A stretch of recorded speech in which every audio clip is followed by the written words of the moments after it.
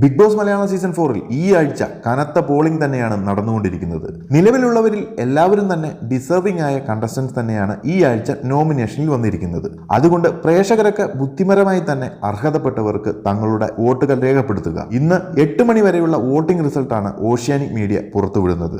7,23,381 വോട്ടുകളുമായി ബ്ലസ്സിലി തന്നെയാണ് ഒന്നാം സ്ഥാനത്ത് തുടരുന്നത്.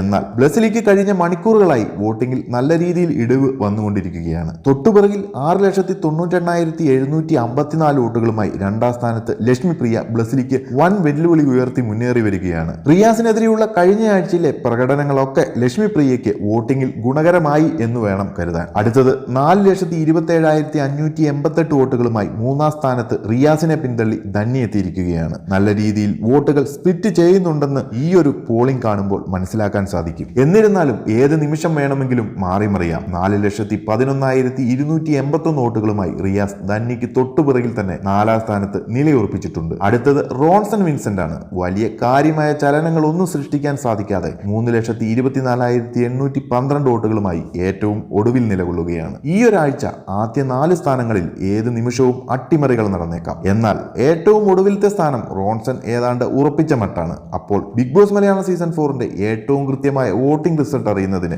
എല്ലാവരും മറക്കാതെ ചാനൽ സബ്സ്ക്രൈബ് ചെയ്യുക. അതുപോലെ തന്നെ അഭിപ്രായങ്ങളൊക്കെ കമന്റ് ബോക്സിൽ അറിയിക്കുക.